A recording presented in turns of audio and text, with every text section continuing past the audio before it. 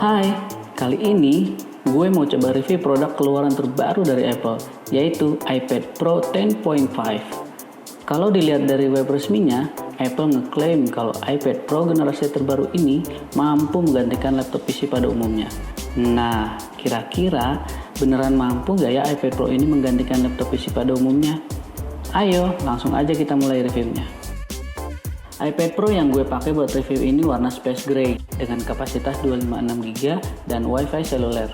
Oh ya, buat yang masih belum tahu, seluler pada iPad Pro itu hanya berfungsi untuk kuota internetan aja ya. Jadi nggak bisa dipakai buat nelpon atau terima telepon kayak smartphone pada umumnya. Kecuali kalian pengguna iPhone juga, ada fitur yang bisa menghubungkan antara iPhone dan iPad yang bikin iPad kalian jadi bisa dipakai buat nelpon dan sebaliknya. iOS di iPad Pro yang gue pakai buat review ini masih pakai iOS 10. Gue atau bahkan kalian juga mungkin udah pada tahu kalau Apple lagi nyiapin iOS 11 yang diklaim sama Apple sendiri bisa bikin iPad Pro jadi lebih keren dengan fitur-fitur barunya. Tapi berhubung iOS 11 masih versi beta, gue review yang ada aja dulu ya. Nanti kalau iOS 11 udah keluar versi publiknya, baru deh gue review lagi. Oke, pertama yang pengen gue bahas yaitu soal display. Display pada iPad Pro 10.5 ini pakai Retina display dengan memiliki resolusi 2224x1668 dan 264 pixel per inch, wide color display, dan laminasi anti-reflektif.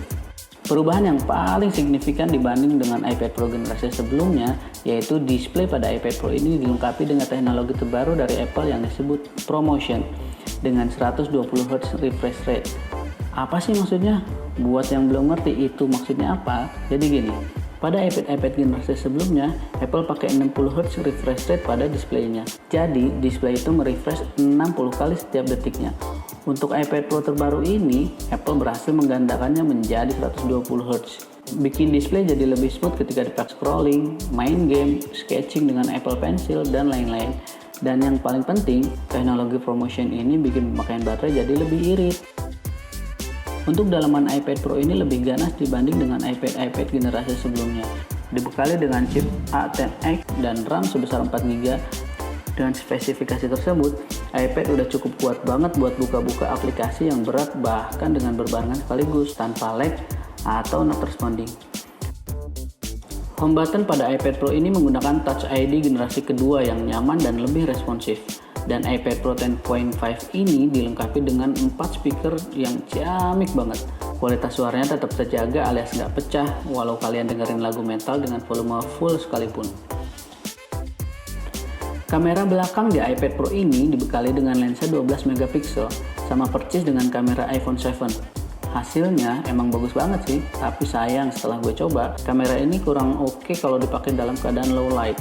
Hasilnya jadi agak noise. Beda jauh kalau lagi dipakai dalam keadaan terang. Untuk kualitas video kurang lebih sama. Hasilnya oke juga kok. Untuk settingan video bisa diatur sesuai keperluan kalian.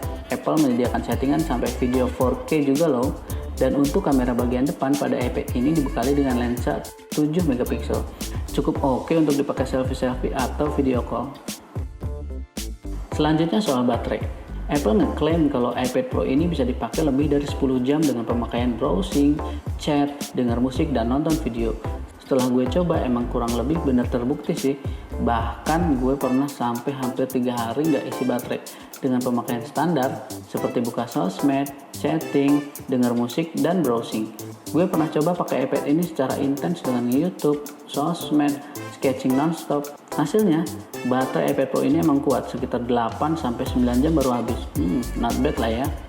Tapi anehnya, charger iPad ini masih pakai lightning cable. Dengan kapasitas sebesar ini, saya rasa jadi terasa lambat ketika lagi mengisi baterai. Untuk aksesoris iPad terbaru ini sama seperti iPad generasi sebelumnya. Apple menyediakan Smart Keyboard dan Apple Pencil. Gue belum bisa kasih review soal Smart Keyboard, selain karena belum punya, gue juga belum merasa butuh Smart Keyboard. Buat gue, keyboard bawaan iPad-nya sendiri udah cukup. Ukurannya gak terlalu besar atau kecil.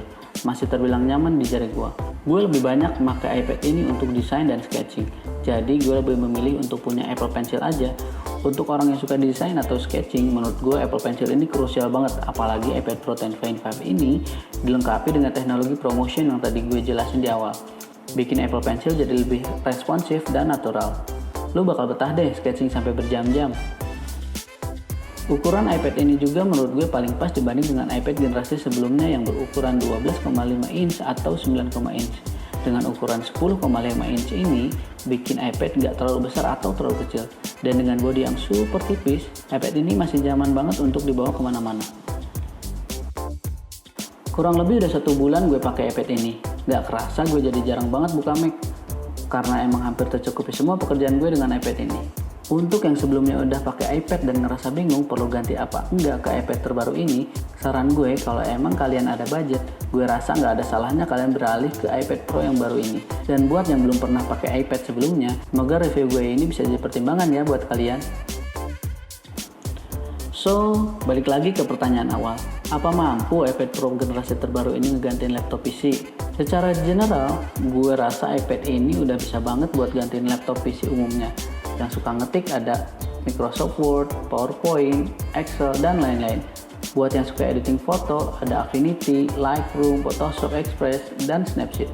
Buat yang suka gambar dengan format vektor, ada Graphic. Dan yang suka editing video, ada LumaFusion. Yang kerjaannya di dunia musik juga ada GarageBand. Yang suka sketching, ada Procreate. Cukup banget kan? Tapi kalau buat gue pribadi, gue tetap masih butuh buka Mac sih, karena ada software yang belum ada gantinya di Apple Store. Mungkin itu aja yang bisa gue share saat ini. Kalau ada yang mau nambahin soal iPad Pro 10.5 ini silahkan. Kritik dan saran juga boleh, tinggal komen aja ya. Jangan lupa like dan subscribe-nya ya. Kita ketemu lagi di review yang lainnya. And thank you.